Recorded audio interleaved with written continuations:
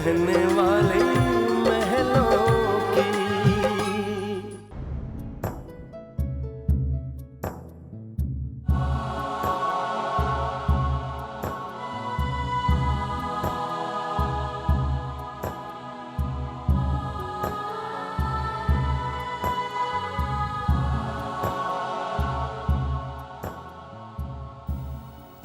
रानी, याद है उस दिन अदालत में पब्लिक प्रोसिक्यूटर ने मुझसे कई सवाल पूछे कि आपकी शादी अरेंज है या नहीं, आपको अपनी बीवी को जानने का मौका मिला या नहीं, और मैंने पूरे विश्वास के साथ कहा कि मैं अपनी रानी को अच्छी तरीके से जान गया हूं। लेकिन मैं सिर्फ जान ही पाया, पहचान का पाया था।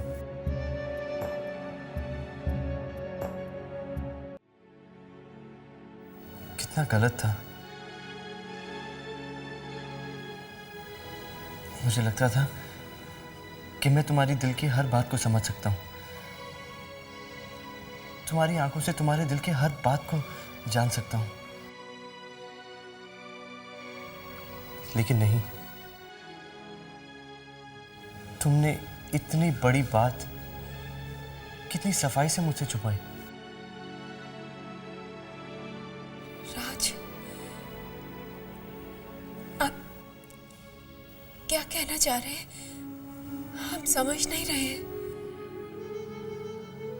मैं तुमसे कहना चाहता हूं कि मैं तुम्हें अब अच्छी तरीके से जान गया हूं और पहचान भी गया हूं कि कितना बड़ा दिल है तुम्हारा, और तुमने मेरे घर को, मेरे घर के लोगों को इस तरह अपना लिया है कि तुमने सलोनी का इतना बड़ा दोष अपने सर पर ले लिया। हमने कहा था सलोनी को।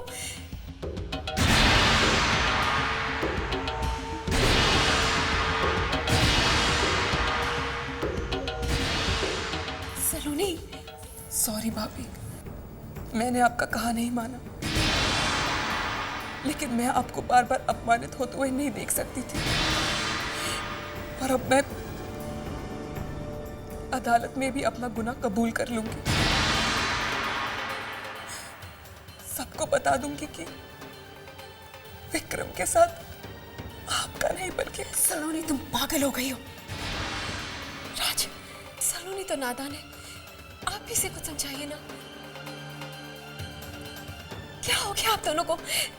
समझने की कोशिश क्यों नहीं कर रहे हो? सलोनी, देखो, तुम्हारी जिंदगी की शुरुआत होने वाली है। हम पर तो इल्जाम लग ही चुका है। हम नहीं चाहते कि हमारे दाग के चीटे सलोनी के दामन पर लगे। सलोनी, तुम्हारी अभी जिंदगी शुरू होने वाली है, तुम्हारी शादी होने वाली है, और अगर सबको ये बात पता चल गई तो जिंदगी शुरू करने से पहले तुम्हारे रास्तों पे कांटे बिछ जाएंगे। भले ही आपके पांव उन कांटों पर चलकर लहूलुहान हो जाए। नहीं भाभी। सलोनी, तुम कोर्ट में किसी से कुछ नहीं कहोगी, समझी तुम? नहीं राज, आप हमें कुछ मत समझाइए। सलोनी, तुम्हें अगर कुछ हो गया तो हम अपने आप को कभी माफ नहीं कर पाएंगे, और ना ही एक भी दिन चैन की सांस ले पाएंगे।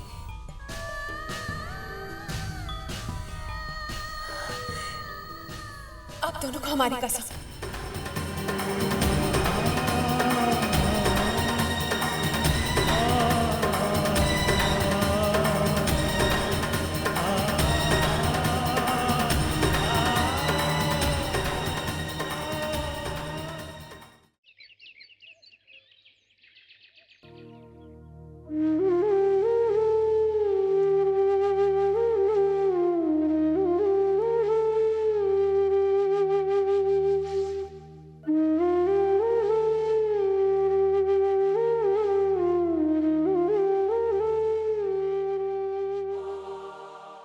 पापा, पापा, मेरा दिल कहता है कि हमारी रानी को कुछ नहीं होगा। और हाँ, देखिए ना, राज इस मुश्किल में भी कैसे रानी का साथ दे रहा है, हर कोशिश कर रहा है रानी को छुड़ाने की। बेटा, ये वक्त है एक दूसरे को हौसला देने का। मैं खुद अपने दिल को 1000 तसल्लियां, 1000 दलीलें देने की कोशिश कर रहा हूं, लेकिन रानी पर लगते हुए इल्जामों का शोर इस कदर बढ़ रहा है कि खुद ही की आवाज सुनाई नहीं दे रही। बस दिल को ये विश्वास दिलाता रहता हूं कि सब ठीक हो जाएगा, रानी को कुछ नहीं होगा, लेकिन उसकी चुप्पी दिल में एक डर पैदा कर रही है। कहीं है खामोशी उसे। नहीं पापा, आप ही ऐसे घबरा जाएंगे तो फिर हमें हिम्मत कौन देगा?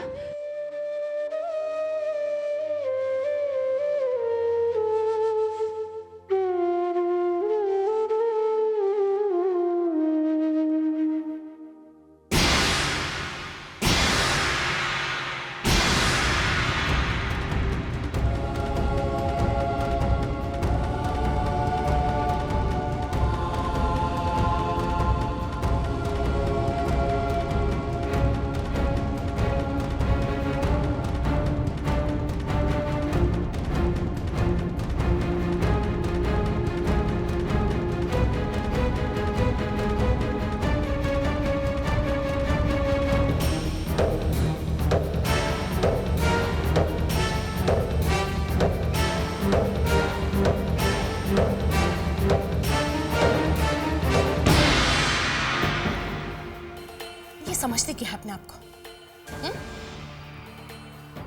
क्या समझती है तू अपने आप को? अरे तू है क्या? सलोनी की गलत हरकतों के बारे में तुझे शुरू से सब कुछ मालूम था ना? फिर तूने घर वालों को बताने की जरूरत नहीं समझी? तूने ये सोचा कि मैं महारानी, मैं सब कुछ ठीक कर लूंगी। अरे घर वालों से तो बताना चाहिए था, वो नहीं बताया, कोई बात नहीं। लेकिन मुझे, मैं तो उसकी मां हूं ना, कम से कम मुझे तो बताना चाहिए था तुझे। मैं उसके हाथ पैर तोड़कर उसको बांध कर घर में बिठा देती, लेकिन नहीं, तूने हम लोगों को बताया ही नहीं। अब बात हम सभी घर वालों के हाथ से जा चुकी है। अब हम कुछ नहीं कर सकते, सिर्फ तेरी वजह से, सिर्फ तेरी वजह से। अरे जहां देखती हूं मुझे लगता है लोग मुझ पर उंगलियां उठा रहे हैं। शर्मिंदगी की वजह से मेरी आंखें नहीं मिला पा रही हूं मैं किसी से। तुझसे भी तो कहां मिला पा रही हूं नजरें। शर्मिंदा करके रख दिया है मुझे।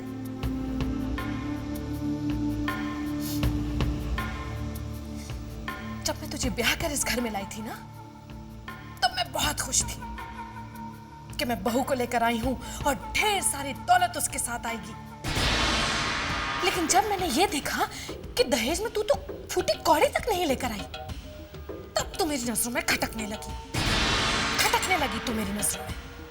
मैंने इसे क्या कुछ नहीं कहा जी,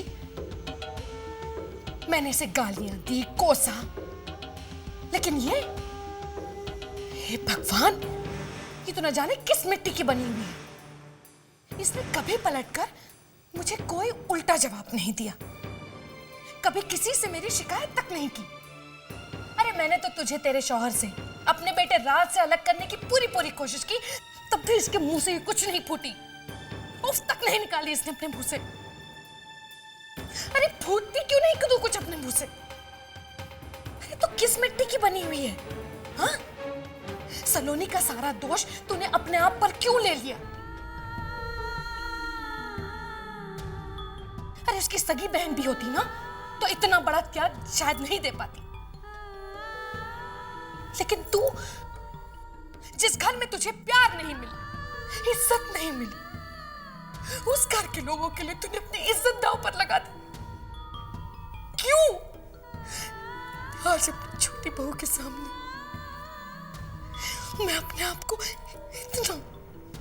इतना छोटा महसूस कर रही हूं। क्यों नहीं मैं तुझे समझ सकी? तुझ में इतना सब्र कहां से आया? कहां से आई तुझ में इतनी सहनशीलता? ये तुझे पहचान गए, लेकिन मैं अंधी कैसे हो गई थी? हाँ, मेरी आंखों पर तो लालच की पट्टी बंधी हुई थी ना। दहेज और पैसों के लालच में मैं अंधी हो गई थी। अरे लानत है मुझ पर, लानत है मुझ पर। और जी लानत है उन सभी सास ससुर पर जो अपनी बहुओं के साथ ऐसा व्यवहार करते हैं, जो ये भूल जाते हैं कि जो उनकी बहू है वही तो उनकी असली लक्ष्मी है। उसके साथ आया धन दौलत वो कुछ भी नहीं है। रानी मैं क्यों नहीं देख पाई वो अच्छे संस्कार जो तेरे पापा ने तुझे दिए थे? मैं क्यों नहीं देख पाई वो प्यार जो तू हम लोगों के साथ बांटने के लिए आई थी? क्यों नहीं देख पाई मैं?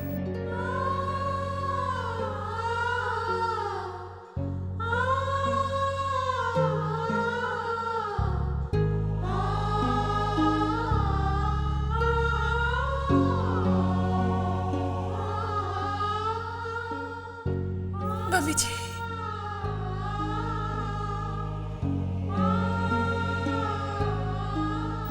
मम्मी जी मत बोल मुझे। इस मम्मी जी ने तुझ पर बहुत ज्यादतियां की है, बहुत जुल्म किए तेरे साथ। बहू बनाकर लाई थी तुझे, लेकिन तूने तो बेटी बनकर मेरा दिल ही छू लिया।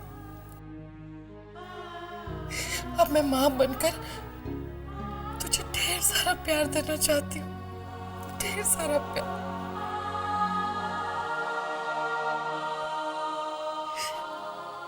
बस एक बार रानी, बेटा एक बार मुझे माँ कह दे।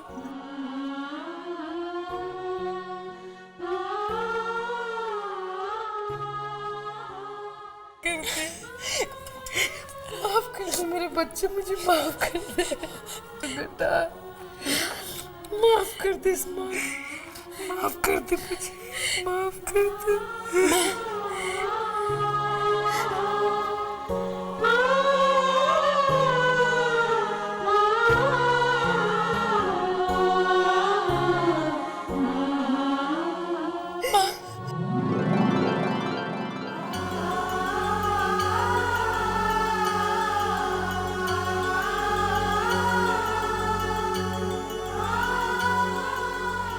माँ कहा?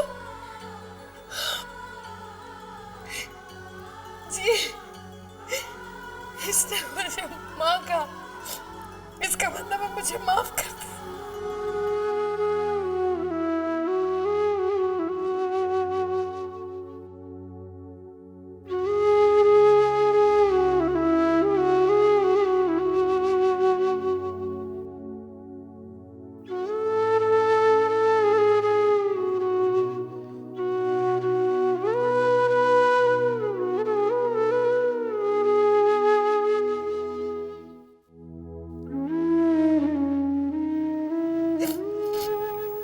रानी बेटा, पत्थर को कभी पिघलते हुए देखा है? देख कितना बड़ा चमत्कार कर दिया तूने।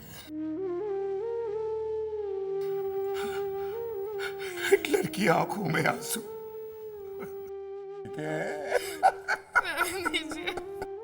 रहने दीजिए आप। अजी आप देखिएगा, अभी जो चमत्कार होने शुरू हुए ना, ये कभी खत्म नहीं होंगे। रानी बेटा, तू बिल्कुल फिक्र मत कर, क्योंकि भगवान के घर में देर है लेकिन अंधेर नहीं है बेटा, अंधेर नहीं है। आप देखना कल कोर्ट में भगवान कोई ना कोई चमत्कार जरूर दिखाएंगे। हाँ, मेरे बच्चे की इज्जत पर कोई आंच नहीं आएगी और ना ही हमारे परिवार पर कोई आंच आएगी। जी, सब ठीक हो जाएगा। देखना सब ठीक हो जाएगा, मैं कह रही हूँ ना। आप ऐसे क्या देख रहे हैं? हाँ हाँ नहीं कहेंगे? सागरी गरी सारे गरी सागरी गरी सारे गरी सनि धनी सागा रे ग सागरी सनि धनी सागा रे ग रे सा सनि धनी सागा रे ग सागरी सनि धनी सागा रे ग रे सा। देखो Raj, let me be very clear. मैं आप लोगों को साफ साफ कह देना चाहता हूं, कोई भी झूठी उम्मीद नहीं दिखाऊंगा मैं। देखिए, एक वकील के लिए केस जीतना तभी आसान होता है जब उसका क्लाइंट उसका पूरा पूरा साथ दे, उससे कुछ ना छुपाए। और जैसा कि आप देख रहे हैं कि रानी तो हमारा साथ बिल्कुल नहीं दे रही। वो कुछ बोलती नहीं, कुछ बताती नहीं। देखिए, लास्ट हियरिंग में तो हमने सबूत इकट्ठे करने का कारण दे करके कोर्ट से थोड़ा टाइम ले लिया था, लेकिन हुआ क्या? ना ही हम सबूत इकट्ठे कर पाए और ना ही रानी की चुप्पी तोड़ पाए। आज अदालत में हमारा पक्ष कमजोर रहेगा। And I am sorry to say, रानी को सजा हो सकती है।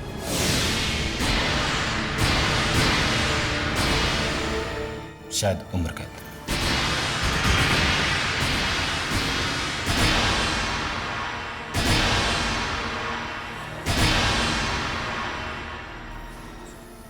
वकील साहब, कुछ भी कीजिए, कैसे भी, बस हमारी बच्ची को बचा लीजिए। देखिए, मैं कोशिश तो कर सकता हूं, लेकिन वादा नहीं।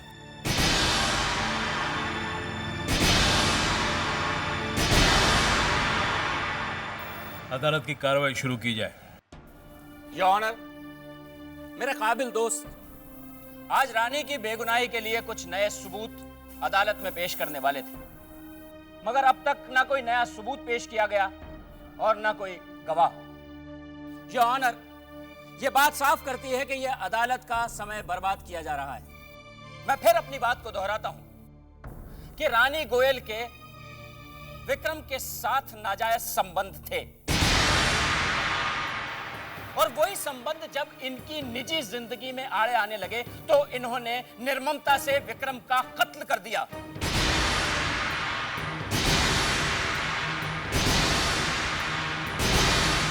लिहाजा मैं अदालत से यह दरख्वास्त करता हूं कि इस बदचलन औरत को सख्त से सख्त सजा दी जाए।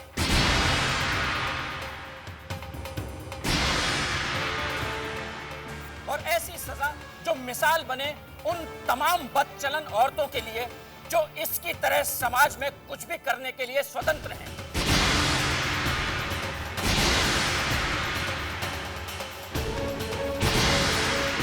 That's all.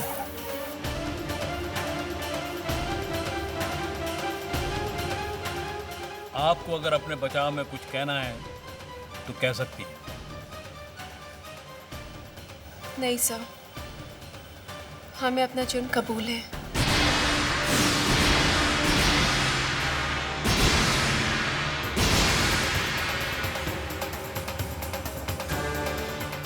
एक मिनट।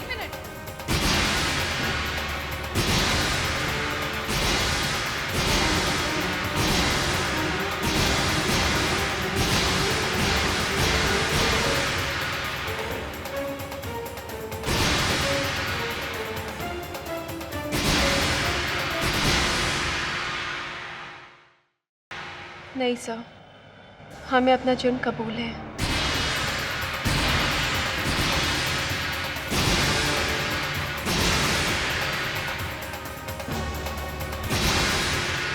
एक मिनट।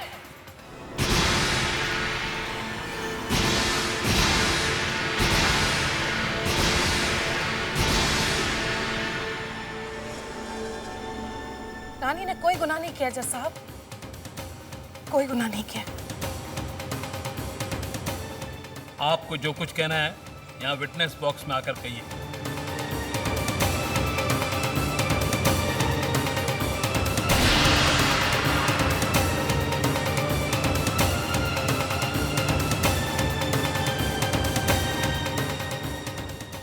बहू अगर कसूरवार नहीं है तो आप अदालत को बताएंगी कि कसूरवार कौन है?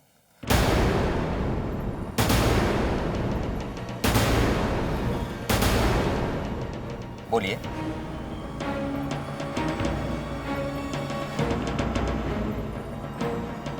मेरी बेटी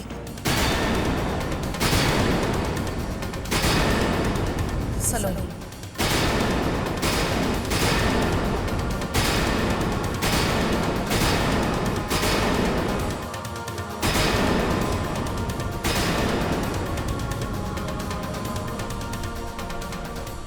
जज साहब, रानी और विक्रम के बीच में ऐसा कोई भी संबंध नहीं था,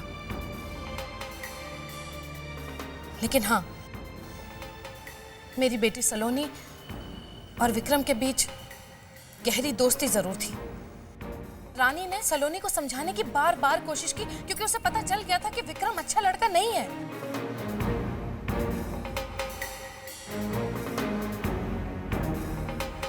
फिर जब सलोनी की बात समझ में आ गई तो उसने विक्रम के साथ नाता तोड़ दिया। ये बात विक्रम को बिल्कुल अच्छी नहीं लगी जज साहब, बिल्कुल अच्छी नहीं लगी। उसने मेरी बच्ची को धमकाना शुरू कर दिया, डराना शुरू कर दिया।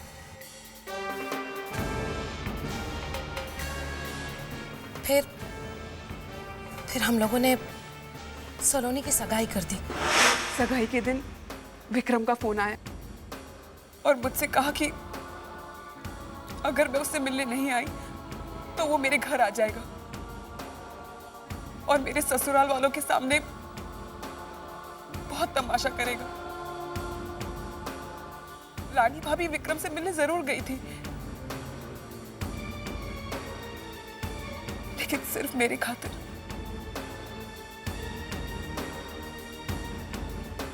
रानी भाभी अगर अभी चुप है तो सिर्फ मेरी वजह से। वो बिल्कुल बेकसूर है, उनका दामन एकदम साफ है।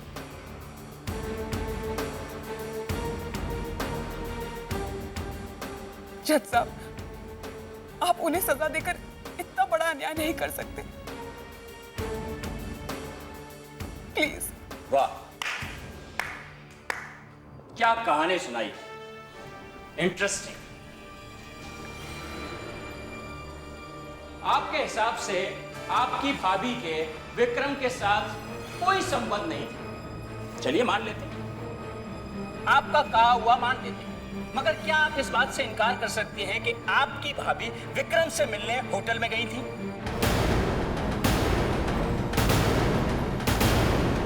Point to be noted your honour, यहां पर मुकदमा विक्रम की हत्या का चल रहा है। इस बात का नहीं कि उसके किसके साथ संबंध थे या नहीं।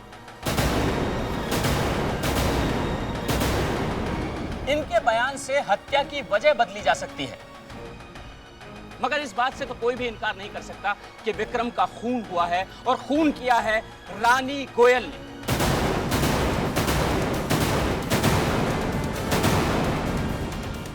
योर ऑनर, यह गुस्से में भरी हुई होटल के कमरे में पहुंची विक्रम से मिलने के लिए। उन्होंने अपनी ननंद को छोड़ने के लिए कहा, विक्रम नहीं माना, इन्हें गुस्सा आया और इन्होंने बारटूल उठाकर उनके सर पर दे मारा।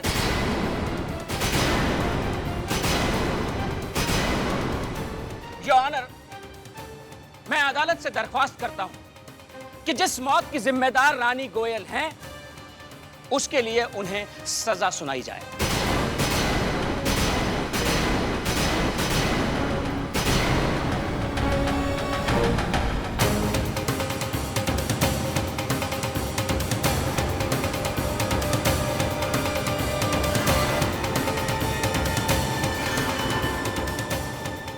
तमाम गवाहों, सबूतों और वकीलों की जिरह के मद्देनजर अदालत इस नतीजे पर पहुंची है कि विक्रम का खून रानी के हाथों हुआ है।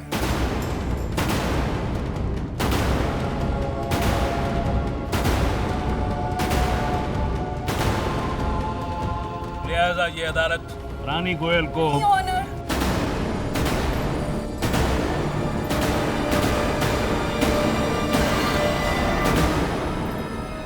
कोई भी फैसला सुनाने से पहले आपको मेरी एक बात सुननी होगी।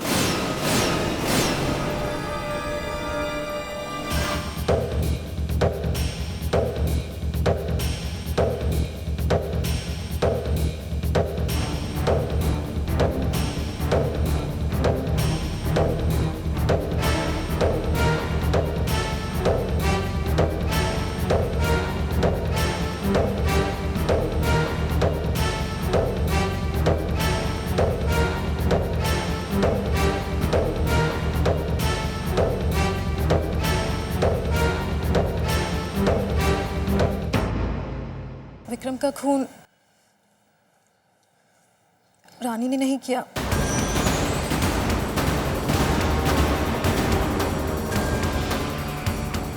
मैंने किया है।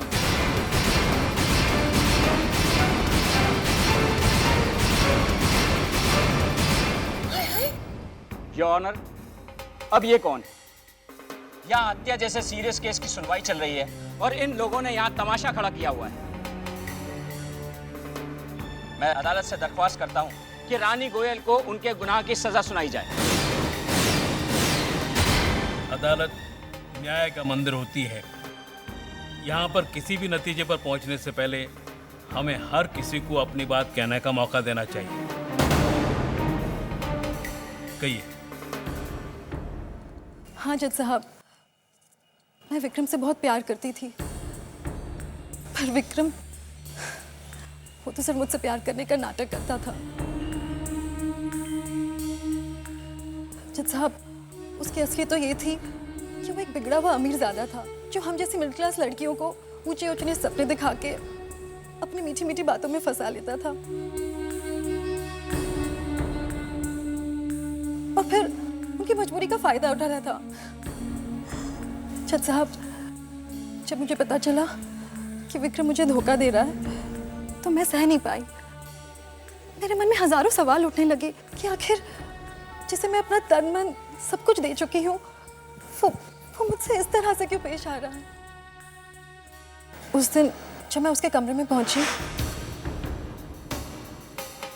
तो वहां पे अंधेरा सा था और फिर अचानक किसी ने मेरा पाँव कस के पकड़ लिया और मैंने देखा कि वो तो विक्रम था जो जमीन पे लेटा हुआ था। वो बुरी तरीके से जख्मी था जज साहब और उसके सर से खून भी बह रहा था। फिर वो उठ के मेरी तरफ बढ़ने लगा।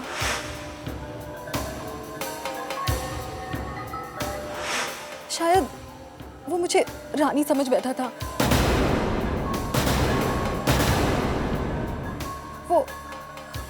वो मेरा गला दबाने की कोशिश करने लगा।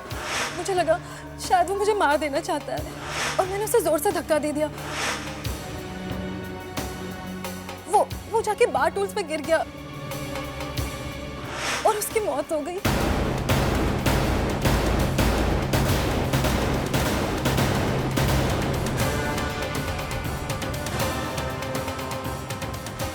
मुझे तभी कुछ समझ में नहीं आया और मैं अपना पर्स उठा के वहां से भाग गई।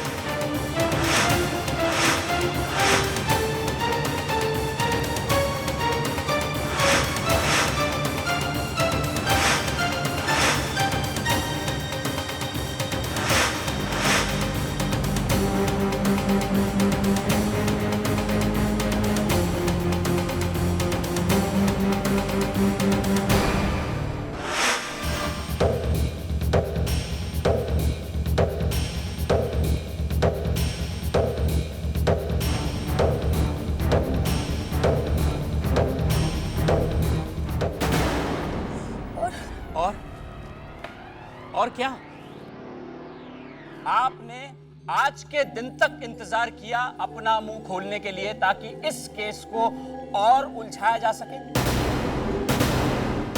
नहीं जज साहब, दरअसल उस दिन उस हादसे के बाद मैं बहुत डर गई थी और मैं घबरा के पूना चली गई मेरे अंकल के पास। जब मैंने न्यूज़पेपर में पढ़ा कि उस पापी विक्रम कोठारी की हत्या के जुर्म में रानी को गिरफ्तार किया गया तो रानी मुझे माफ कर दो।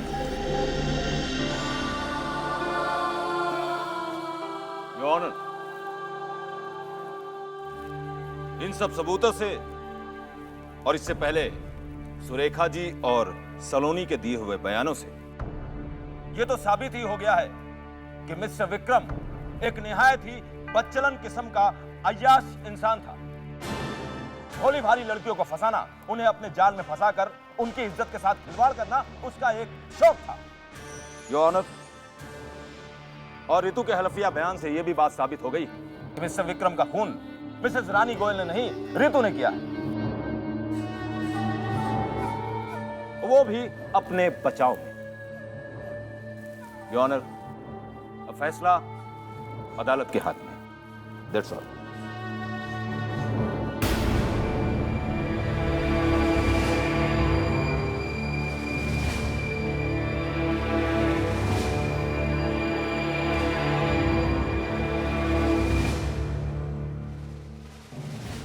तमाम गवाहों और सबूतों के आधार पर यह साबित हो चुका है कि विक्रम का खून रानी गोयल या रितु के हाथ से नहीं हुआ है।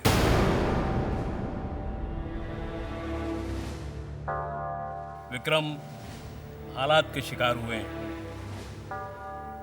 ये अदालत पुलिस को आदेश देती है कि वो इस केस की दोबारा छानबीन करे। साथ ही ये अदालत रितु को आदेश देती है कि वो बगैर अदालत की इजाज़त के यह शहर छोड़कर न जाए।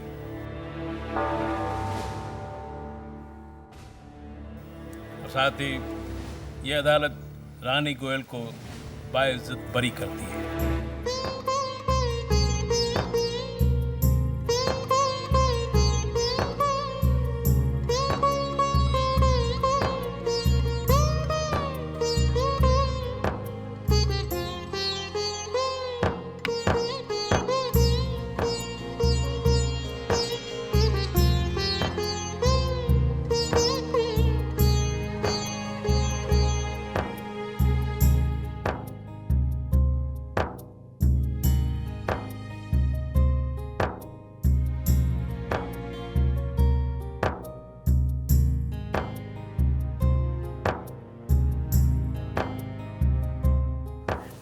पापा,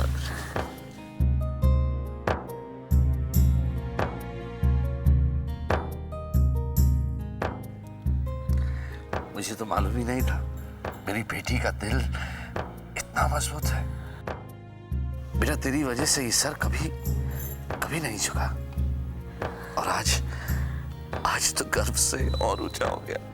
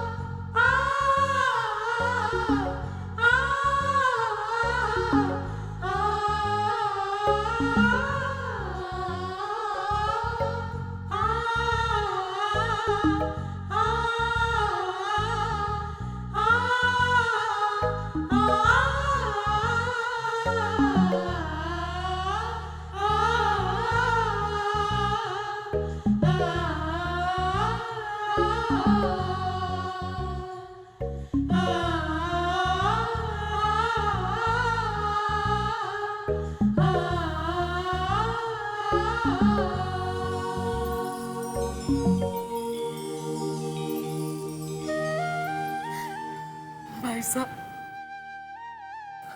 तो मेरी झोली में हीरे की कड़ी डाली थी। ये तो मेरी फूटी किस्मत, बदकिस्मती भाई साहब,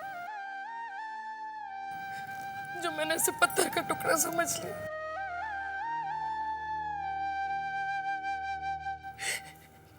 भाई साहब, मैं एक माँ हूँ, लेकिन आपकी बच्ची को ममता नहीं दे पाई। भाई साहब, ममता नहीं दे पाई। मैं माफी के काबिल नहीं हूँ, बिल्कुल नहीं हूँ, लेकिन हो सके तो मुझे माफ जरूर कर दीजिएगा। भाई साहब, आपने अपने कलेजे के टुकड़े को, अपनी रानी बेटी को मेरे घर विदा किया था ना। मैं आपसे वादा करती हूँ भाई साहब, वादा करती हूँ, मैं आपकी रानी बेटी को अपने घर की महारानी बनाकर रखूंगी। हाँ।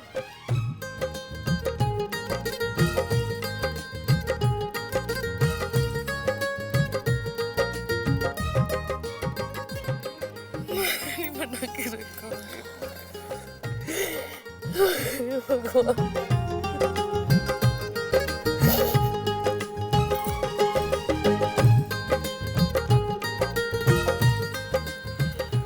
मैं अपनी बच्ची को घर ले जाऊं।